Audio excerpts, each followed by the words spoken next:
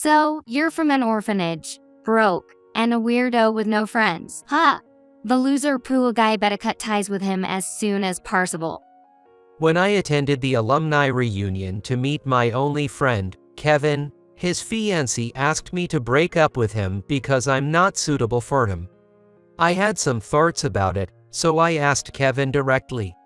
Hey Kevin, would it be bad if I cut ties with you? Kevin said this. Yeah, let's do that. Understood. I made up my mind and went to cancel all my money in the bank where Kevin works. I'm Daniel White, 33 years old. No girlfriend, no marriage history. I'm not completely uninterested in romance, but I'm more focused on work every day. Ever since I was young, whenever I get absorbed in something, I lose sight of everything else, and without realizing it, my relationships end up falling apart. It's a bad habit, I know, but it's something that hasn't changed even as I've grown older. Still, I have one friend from elementary school days whom I've never been able to completely cut ties with, even though it's just one person. Every few years, I'll get some trivial contact from him, and I still call him my friend. There's no need for us to keep in close contact. The time humans have is really minuscule compared to the time of the universe. For me, having someone with whom I just occasionally touch base rather than endlessly chatting feels like a perfectly fine relationship. After all, it's efficient. Today, I received a postcard from that friend. It's from my classmate from elementary school days, Kevin Parker, and it's about an alumni reunion. To be honest, I don't remember any of my classmates except Kevin, but I'm pretty sure I haven't seen Kevin in at least 7 years. I started to worry that I might forget about Kevin if we don't meet soon, so I put a tick on my attendance and sent back a return postcard. There was no hurry, but I sent it back the same day I received it. Some people seem to reply with a one-word message, but I don't bother. I don't want to waste anything. Daniel, do you have any mail that requires a response? My secretary came into the president's office and asked me. Nope, there was a postcard, but I dropped it in the mailbox earlier. I replied, and my secretary, Megan, widened his eyes like a cat and got angry. I've told you repeatedly not to reply on your own. Even though Megan is extremely beautiful, she's ridiculously sensitive. When I reply to a document from a British company by simply saying yes, Megan was frighteningly angry and then took charge of the mail. Daniel, you are too bold for anything, good or bad. You always lack words. She's noisy, but Megan is an incredibly capable secretary. Thanks to Megan, I've been able to avoid unnecessary business dinners and socializing with other presidents. What did you reply? What was the content of the postcard? I've been running my business for 7 years now, and it would have been tough without Megan. Do you remember the sender's name? Which mailbox did you drop it into? Megan, thanks as always. Would you please listen to me? I wonder why I get scolded even though I said thank you. Wait, were you asking me something? Megan cleared her throat and said, I was asking about the postcard and how you replied. Maybe I have a tendency to tune people out when I'm lost in thought. And maybe Megan is used to having to repeat things multiple times, but she never gets mad about it. Her patience is really something. It's an invitation to an elementary school reunion. A postcard from Kevin Parker. Got it, Megan said, and she started looking something up on my computer. My company is located in a corner of New York. It's just a 2-room apartment serving as the office. The adjacent room serves as both the reception area and Megan's office, while my room is the president's office. I do a bit of everything, so I often describe myself as a jack of all trades wherever I go. If it's a job where I can make money by helping people, I'll do it. Megan is the only employee, and I hire others as needed. To be honest, Only Megan kept up with me, and the rest of us were angry and sad and quit. I've been called eccentric since I was little, but I never really realized it. People always leave behind words like awful or weird and walk away. Daniel, how well do you know Kevin Parker? Depending on your response, you may have unintentionally offended him.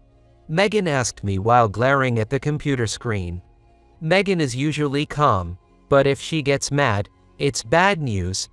She seems on the verge of it right now. I tried to explain things as politely as possible to Megan, who was clearly ready for battle. Kevin Parker was the first guy I got into the same class with in 3rd grade. Just like I was called weird, Kevin was also treated like an odd in the class.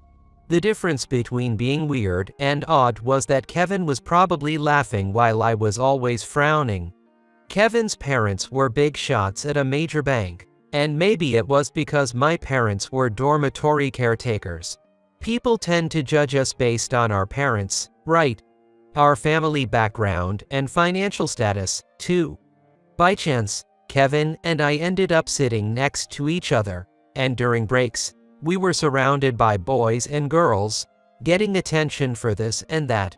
Hey, did you guys do today's math homework? Kevin and I, for some reason, didn't know there was homework, so we shook our heads. Did you guys bring your sports uniform today? Again, neither Kevin or I checked the schedule before coming to school, so we shook our heads. Then, the boys showed us the homework, and the girls went to borrow extra sports uniforms for us. I have no memory of being bullied. To our classmates, we were just different from the others and couldn't be ignored. However, I felt that such classmates were troublesome to me, and Kevin felt grateful. We each had our strengths. I could pass tests without studying. Kevin was incredibly talented at drawing. Although I thought Kevin was also a hassle, one day, I felt a sense of closeness. It was when I wrote about wanting to build a spaceship to go to space in an essay about my future dream. While I was reading it aloud, Kevin was drawing a picture of my ideal spaceship in his notebook. When I peeked at it after finishing, I was deeply moved. Kevin, who could depict what was in my mind so vividly, was truly amazing. I thought sincerely. Kevin, can I have this? You want it, sure. I liked that drawing so much that I still have it displayed in my office. After that, I started discussing various future scenarios with Kevin and asking him to draw specific pictures for me. Although we weren't always together, I talked to Kevin more than any other classmate. Even in high school, my unique relationship with Kevin continued. Kevin, ever thought about becoming an artist? I asked him one summer during our last year of high school. I don't think so. My parents are strict. My dad wants me to become a banker, but you know I'm not good at math. Kevin replied, looking downcast. I had always admired Kevin's new shoes and stationery, but I realized I wouldn't want to be limited by someone else's decisions about my future. On my end, instead of landing a job as per the norm, I received an offer for free admission to a specialized program at a university in the UK, where I could pursue studies tailored to my interests, thanks to my exceptional performance on IQ tests and nationwide exams. I had the freedom to learn what I wanted, so Kevin's lack of options seemed tough to me. Well then, I'll teach you math, Kevin. Really? That'd be great. I taught Kevin math on and off. Kevin ended up parsing the university recommended by his father, whether he wanted it or not. We only saw it twice after we graduated, I think. The first time we saw was when I temporarily returned from the UK. During Kevin's lunch break, we ate together at a hamburger joint near his workplace. Kevin had become a banker as his father had wanted, and although he still smiled, his face looked tired. Is it tough being a banker? Yeah, it's tough. I'm being called the dumb son. That's about all I remember from that conversation. The second time was when I was setting up my office in New York. When it came to setting up my account and others, I remembered there was a banker I could reach out to. We were both 26 years old at the time. Kevin had become a section chief, thanks to his father's promotion to branch manager at the major bank. Before I set up the New York office, I had been a student in the UK and had been setting aside investment funds. It might have been peanuts for the big banks, but Kevin welcomed me to the boardroom as a businessman and took care of the paperwork diligently. Kevin's father also came to handle the matter, given his higher position, but his attitude was somewhat off. He seemed haughty. It was odd to hear him call his own son a dumb son. Kevin was working hard to become a banker, just as his father wished. Even at that time, I could sense Kevin's limitations and couldn't help but feel sorry for him. When I shared this with Megan, she responded with a complicated expression, saying, Kevin's father is currently the president of the bank. Since I understand the relationship between Kevin and you, I believe a casual reply would be acceptable for personal matters. However, if you have the opportunity to meet with Mr. Parker, please be sure to be respectful. Megan emphasized, but since I was going to see Kevin, his father didn't matter. Still, I hoped Kevin could gain a bit more freedom. On the day of the alumni reunion, there were no special tasks scheduled until the evening. However, at noon, we received an urgent request from Germany. They asked me to collect and send some vintage clothes in New York as soon as possible. My company also handles international requests. Megan secured the personnel and immediately dispatched them, but it seems that the manager of the vintage clothing store, the #1 target who handles that brand, is off today and won't open the shop. I immediately called the manager. Hey, Jonathan, you're off today. What are you up to right now? Behind Jonathan's phone call, I could hear the roar of a motor. Daniel. Oh, I'm out fishing right now, in Montauk. Oh, really? So, the shop won't be open today? Sorry, but it's impossible. I thought so, and decided to bring up something special. Remember that 1915 denim you were talking about? I managed to get it. There was a clattering sound from the phone. It seemed like Jonathan dropped his smartphone. Wait, you're kidding, right? Is it really true? I'll be at the shop in 3 hours. Jonathan was a vintage enthusiast I met at a bar somewhere in England. Requests to gather specific vintage items are quite common, so I've been making good use of his shop.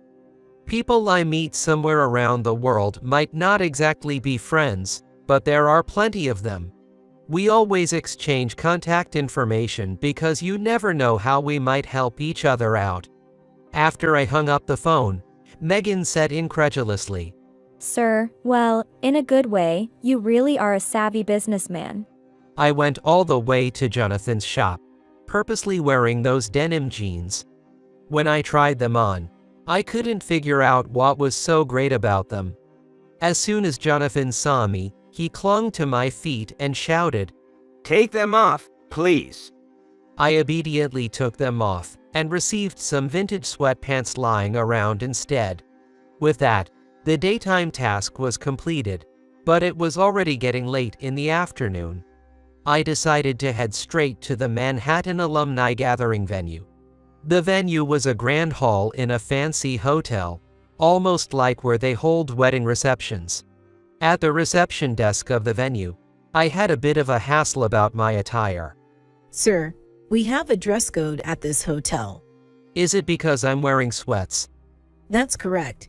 We'd appreciate it if you could change into a shirt with a collar or something similar. I thought it wasn't very efficient to buy clothes just for today or have Megan bring me a change of clothes. Then, luckily, Kevin showed up. Since I came to see Kevin, I didn't really have to go to the party. In that sense, I thought it was lucky, but Kevin was negotiating with the reception to let me into the venue without having to change. While Kevin was negotiating, there was a beautiful woman dressed up next to me. She smiled and nodded lightly at me, and I returned the gesture. If it is, I will allow him only this time. Next time, please dress up. The receptionist had no choice but to say so. Thank you. Kevin replied as he returned to me and the beautiful woman. I wondered if Kevin had also become important in the bank. As I was thinking about it, Kevin came back to me with a big smile and hugged me. Daniel, long time no see. Kevin, who clung to me like a puppy and rejoiced, is still the same straightforward guy he was in elementary school. After he expressed his joy for a while, Kevin introduced me to a beauty. This is Nicole Thompson. She's my fiancée. Nice to meet you. Nicole said to me with a smile. I returned the gesture with a nice to meet you, too, and then congratulated Kevin with words of blessing. Then, I extended my hand to Nicole for a handshake, but she just smiled and didn't reach out her hand. Oh well, I thought, and I put my hand on Kevin's shoulder and entered the venue. Under a large chandelier, a standing party began. Many classmates gathered around Kevin and Nicole, but no one approached me to talk. I ate and waited until Kevin had some free time. Since I don't drink alcohol, I felt bored and sleepy after eating my fill. I arranged 3 chairs at the corner and lay down. Hey, look over there. I heard voices, but I ignored them and went back to sleep. When I woke up and checked the clock, it seemed that about 30 minutes had passed. I suddenly noticed that someone was standing beside the chair. It was Nicole. Oh, Nicole. Are you also taking a break from eating? Nicole was looking at me with a completely different, mean expression than when we met at the reception. Daniel, what's wrong with you? Who sleeps in a place like this? You're quite rude, aren't you? Is that so? I replied and sat up. Even after a while, Nicole didn't seem to want to leave my side. Aren't you going to Kevin's? Glaring at me with annoyance, Nicole said, I shouldn't have joined him. Kevin was just chatting away with his classmates. Yeah, well, it's a reunion, isn't it? Kevin hasn't seen his classmates in ages, right? Couldn't you just wait a bit? My words seemed to have rubbed Nicole the wrong way, as she appeared irritated. Oh, what's the deal with that woman? Is she an ex or something? I came here to see if Kevin's got some side chick. I'm not good with these types of women. Kevin would never cheat. She's Kevin's fiancée, but she doesn't know him. Well, since you're engaged, shouldn't you just chill out? I said it casually, but Nicole visibly trembled with anger, genuinely upset. She said it with a face like a furious goddess. You have nothing to do with this, right? I don't want to be ordered around by some uncouth person who shows up and tracks it. Everyone was saying you're from an orphanage, Pua, and a weirdo with no friends, right? You're the opposite of Kevin. Don't you dare cling to him. Cut ties with him, you poor loser. You're not suitable as Kevin's friend. Why do I have to endure such abuse? The relationships between me and Kevin and Nicole are different, aren't they? You shouldn't suspect Kevin. Just relax a bit. Kevin is not the kind of guy who engages in casual relationships. I thought I was making a valid point, but Nicole couldn't tolerate it. Don't mess with me. Nicole, who seemed to be holding back until then, suddenly raised her voice considerably. Hearing her voice, the venue became restless, and Kevin came running over to us. What's going on? What happened, Daniel? Nicole? Kevin asked, and Nicole was crying, covering her face. I felt troubled. Whatever the circumstances, I must have done something wrong to make someone else's fiancé cry. As I hesitated about how to explain, curious classmates also gathered around. My bad, Nicole. I went too far. Hearing my apology, Nicole's eyes lit up, and she hugged Kevin. Daniel said unbelievable things to me. He said I'm not worthy of Kevin, and we should break up. The classmates started whispering bad things about me, So, I'm sorry. I kept apologizing, wondering if I should have put it that way. While Kevin comforted Nicole, he flashed me a weak smile, saying, "It's okay." I made the reunion awkward, so I'll head out. Sorry, everyone. As I headed towards the exit, Kevin followed me. Nicole tagged along. She probably didn't want to be left alone in that situation. The three of us walked in silence, past the reception, and reached the hotel entrance. Shall I call a car for you? How many cars would you like? Just one. I replied to the staff, then turned to Kevin and asked, "Hey, your fiancé said I should break up with you. Should I?" Kevin, clearly shocked, struggled to find the right words. What? There, Nicole, who wasn't crying anymore, interjected with a confident attitude. That's right, Kevin. Daniel should live in a different world from us, right? I can't be with him. I thought she's quite versatile, changing her attitude so swiftly, and I said, "No, I'm asking Kevin here. Isn't that what you want?" Kevin squeezed his eyes shut, it seeming to hold back tears. But tears still streamed down when he opened them. Yeah, let's do that. Nicole looked satisfied. I accepted Kevin's words. Got it. See you, Kevin. I hopped into a taxi, leaving Kevin and Nicole behind without looking back. 3 days later, I found myself facing Kevin and his father, Mr. Randy Parker. This was the reception room of the headquarters of a major bank where Randy serves as the head. Randy and many other bankers were present. Of course, Kevin is among them. Could you reconsider, please? Randy was repeating to me. I came here to cancel the $1 billion that I had deposited in this bank. Because Kevin said he would cut ties with me. For me, it became a good opportunity to make a fresh start. I thought the time had finally come to pursue the dream I had since childhood. I will build spaceships and stations.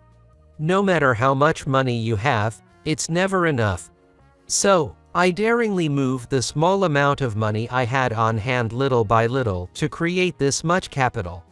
I entrusted all of that capital to the bank where Kevin, who had always supported my dream without mocking it, worked. I came to cancel it because Kevin said it was no longer necessary. When I conveyed that at the counter, the bank immediately ushered me into the reception room, and Randy slid in. I knew that canceling my account would cause quite a stir at this bank, but it should be a good thing for Kevin. Please reconsider once more. Sorry, but it's impossible. I need the money. I looked at Kevin, who was looking down. Then, Kevin raised his thumb. Yo, that's the right move after all. I asked Randy. What's your dream, Randy? Randy stumbled over his words as he answered. My dream? Well, my dream is the harmony of my family and the peace of the bank. Since I didn't get the gist of it, I asked another question. What does family happiness mean to you, Randy? Randy couldn't answer. Well, you can't really shout out about your family happiness in public, can you? Treating Kevin like a pawn, calling him stupid, and thinking that's happiness. I waited a bit, but since there was no answer, I decided to leave. I left the rest to Megan. A month later, the news of the major bank facing bankruptcy crisis shook the world. Megan and I were already in Washington when we found out about it online. Well, there's nothing we can do. You had to spend the money. Yo, that's right. Finally, the first step of the dream begins. Negotiations with NASA required the cooperation of many people I had met before. Every time I met someone, I was often asked why I didn't do it in New York, but the real reason was too immature to say. I haven't told Megan about it. The only one who knows is Kevin. I don't have time to think about the commotion in New York. Every day, I devoted myself to realizing my dream. Such days continued for about 3 months. Although I'm still busy with negotiations, contracts, and staffing, today Megan arranged for me to have the day off. I was at the airport. Kevin is arriving on the afternoon flight today. When Kevin's flight arrived, he waved and smiled at me. I couldn't help but shed tears unexpectedly. Oh, are you crying, Daniel? Shut up. There's a lot of sand in the desert. Stop saying that. You're actually happy that our estrangement is over, aren't you? Honestly, that was true. When I withdrew all the funds, I truly intended to cut ties with Kevin. Losing one friend, well, I only had one to begin with, but I didn't think it would be a problem. However, it turns out that severing ties with me was difficult even for Kevin, who had many friends. The call suddenly came to Megan last week. Since then, Kevin has lost his job along with his father, and the engagement with Nicole is off. Understanding that this was going to happen, I planned to sever ties with Kevin and have him cancel the deposit. I believed that Kevin's happiness also lay in being free like that, and he felt the same way. When he finally quit his job as a banker, lost many acquaintances, and even after a while, Kevin was filled with joy at experiencing true freedom for the first time in his life. But then, one day, when he found his elementary school notebook and looked inside, he realized that freedom alone didn't necessarily mean happiness. The notebook was filled with my enthusiasm and drawings of Kevin, next to my writing that said, "I'll find them for you, stupid parents, and I'll find my parents from space." There was a drawing by Kevin showing me alongside unfamiliar, kindly parents. Freedom alone doesn't make for a full life like Daniel's. Life is energized only when you have freedom and goals. That's what Kevin said when we finally talked on the phone with Megan's intervention. I thought, what's he on about? But why not just draw pictures? That's how Kevin responded. My goal is to help Daniel to find his parents. My life feels empty without Daniel around. Why is he so straightforward? If I were capable of speaking such candid words, I could have been kinder to other people. Even with my classmates, my coworkers, and Nicole, I could have been kinder. There's no bigger fool than someone who makes me regret my life. All right, come to Washington. I replied and then cried in hiding from Megan after hanging up the phone. I honestly thought I'd hate my life without Kevin in it. Friendships weren't easy. If you treat them lightly, they turn out to be no good. To make me feel that way, Kevin must be something else. So, Kevin, who came to Washington under those circumstances, immediately started helping me with my work the next day. At first, I was planning to have him handle clerical tasks, but Kevin turned out to be surprisingly good at negotiating with clients. Unlike me and Megan, who couldn't hold their liquor, not only could Kevin drink as much as he wanted without getting drunk, but he was also a genius at diving into the hearts of others. I wondered how he found such openings, as he skillfully won over the hearts of our negotiating partners, one after another, and sealed the deals that I had struggled with for a long time. It was as if he could perform magic. However, I didn't think we could use the same tactics we had always kept in mind for our last stronghold. That was the case with Octopus Corporation, a strict and conservative giant even in America. It took us 3 months just to arrange negotiations with them. We kept getting the documents returned due to errors. Even though I scrutinized them like crazy, I couldn't find any mistakes. At my wit's end, I paid an informant and found out that we weren't supposed to sign in cursive. In the entire world, Octopus Corporation was the only one known to reject applications for such a reason. They had its own unique set of rules that set it apart from others. Once we finally entered negotiations, the negotiators from Octopus Corporation wouldn't say a word in response. Despite being confident in my ability to speak logically in my work, I was completely baffled. Megan and I brainstormed various strategies and approached them every time, but we weren't making any progress at all. We had received an invitation to the company party from Octopus Corporation. I didn't think I needed to attend the party since I couldn't have any personal conversations there anyway. However, Kevin was different. There's no option not to go. There's no way they won't talk at the party either. Both Megan and I looked at Kevin with admiration. He was right. There's no such thing as a silent party. We signaled our intention to attend. On the day of the party, Megan and I were dressed in formal attire. Yet, for some reason, Kevin was wearing a 3-stripe tracksuit. That's not good, man. And what makes you say that, Daniel? But Megan said, I see. Kevin. If you don't stand out, you lose, right? Lately, Megan had placed immense trust in Kevin. Kevin reassured me, saying it would be fine to enter the reception in formal attire, and laughed. With a slight sense of unease, I headed to the party. Most of the people in the hall were dressed up, and there were a few people in casual wears. Among them, Kevin was the only one in a tracksuit. And Kevin went on to talk only to the casually dressed people. In the middle of the party, an astonishing fact was announced. All the casually dressed individuals were employees of Octopus Corporation. This was part of Octopus Corporation's unique scheme, and it was declared that any company that did not interact with casually dressed individuals would be asked to leave. The attendees, who had previously only spoken to formally dressed individuals for the purpose of business deals, were left gaping as they were escorted out. We looked for Kevin.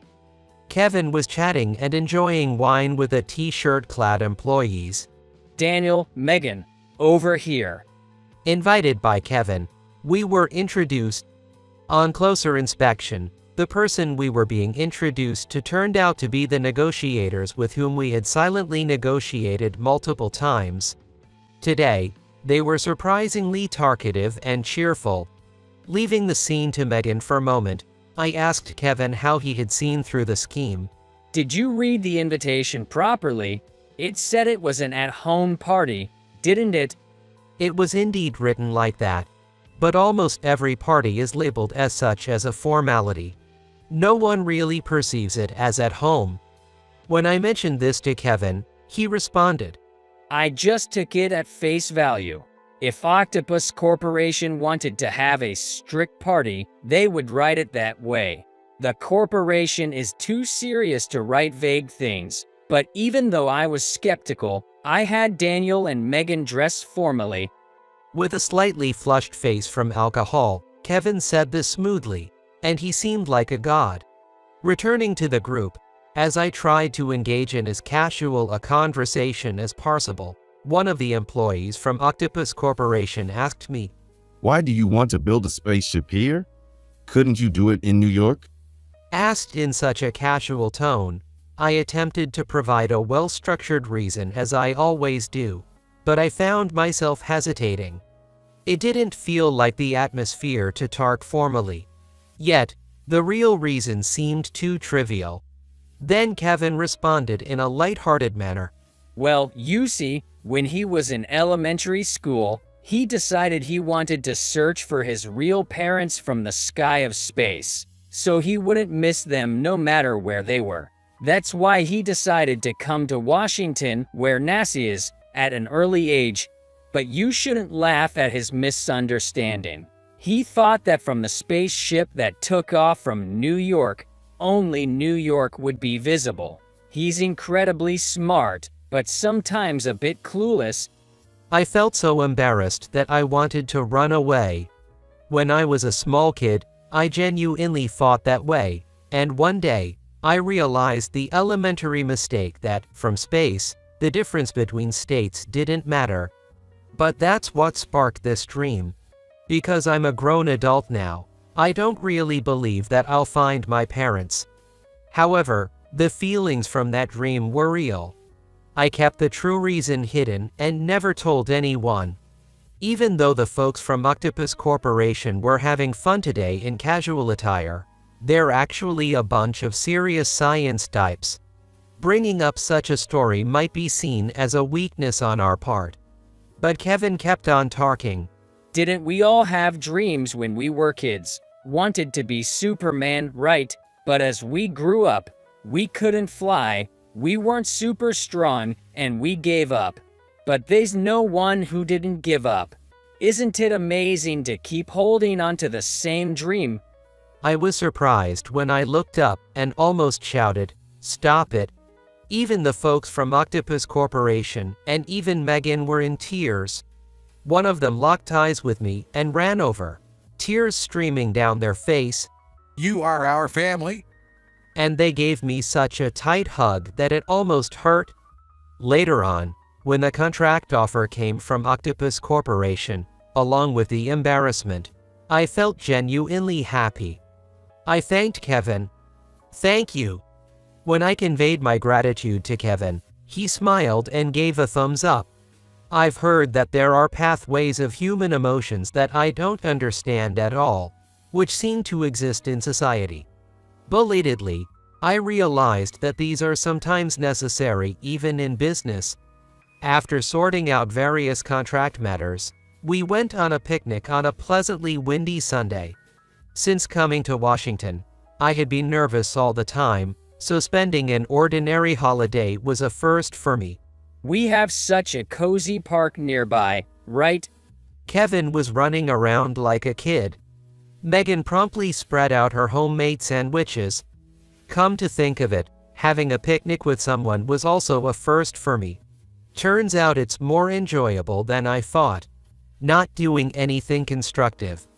Just breathing, gazing at nature, and lying down. In the past, I would have thought this time was wasted. But today, I feel like I'm spending precious time. With Kevin here, and Megan too. There's an invaluable sense of security in their presence. I may never find my parents in the future, but I feel happy knowing I have people like family who should be cherished. I'll keep working towards my dreams without forgetting this feeling.